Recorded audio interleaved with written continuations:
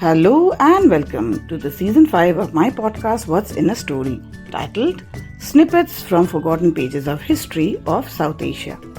I am Lopamudra Moitro, an anthropologist, writer, translator and columnist, and in my podcast I read stories from my books on India and South Asia.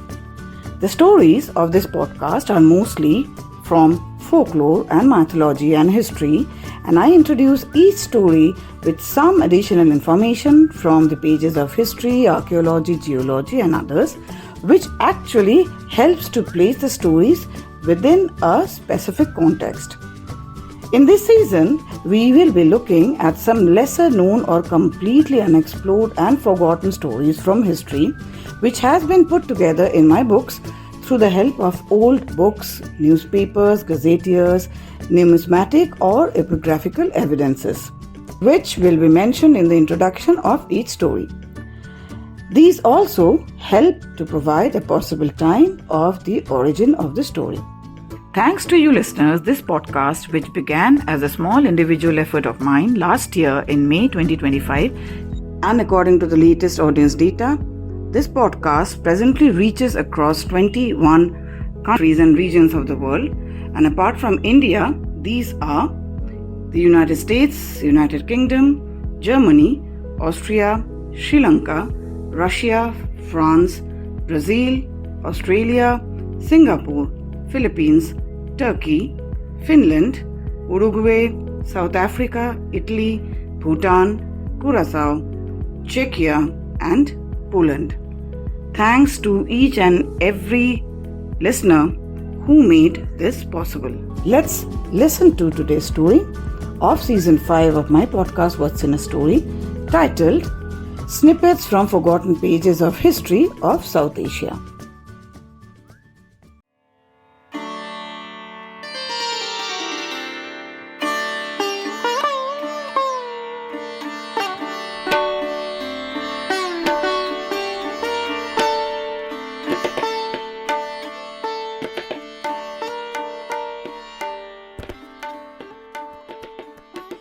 About today's story.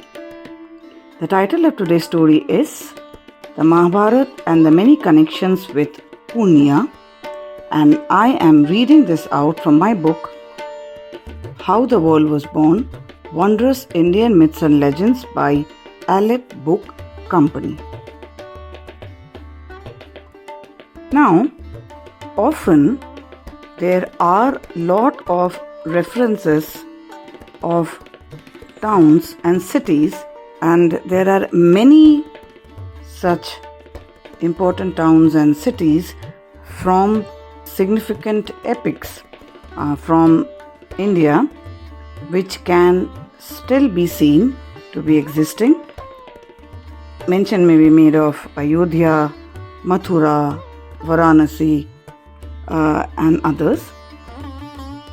Now there are even smaller places which people often may not be knowing about, but they are part of the epics, and in this respect I am specifically speaking about the Mahabharata, and here I would like to mention the city of Purnia and how several parts of the city have found a mention amidst the Mahabharata.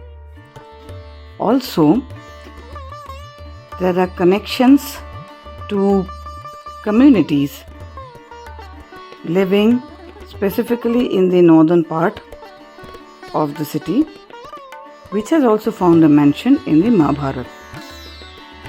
I would be explaining that as I read out the story. The city of Purnia, presently the administrative headquarters of the district of Purnia in Bihar in eastern India. Apart from its mention in the Mahabharata, the great epic, the region's history can also be traced back to the very ancient times. The Mithila kingdom, or the kingdom of the Videhas, became a major political and cultural center of ancient India, along with the regions of Kuru and Panchala, specifically during the late Vedic period around the time of 1100 to 500 BCE. Kings of the Videha kingdom were called as Janakas. This Videha kingdom was later on incorporated within the Vajji confederacy, which had its capital in the city of Vaishali, which is also in Mithila. 1,500 years later, and during the time of the Mughal rule in India, Purnia was an outlying military province, and its revenue was mostly spent on protecting its borders against tribes from the north and east. In 1757, after Calcutta came under the control of the English East India Company, Purnia's local governor raised a rebellion against Siraj-ud-Daullah, and in 1765 the district came under British possession along with the rest of Bengal.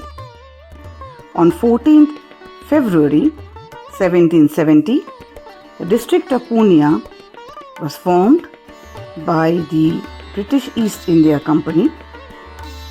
Historically, the original undivided Purnia district under British rule was one of the largest territorial jurisdictions in the Bengal Presidency of Eastern India, spanning a massive area before successive carvings partitioned its lands.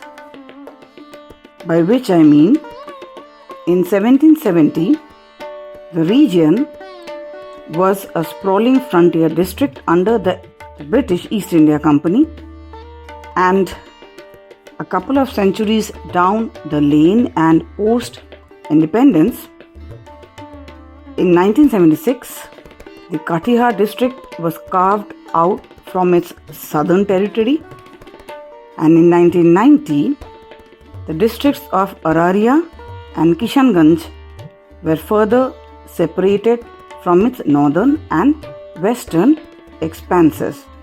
I will be reading this out from my book, How the World Was Born, Wondrous Indian Myths and Legends by Aleph Book Company. Follows the story, the Mahabharata and the many connections with Purnia.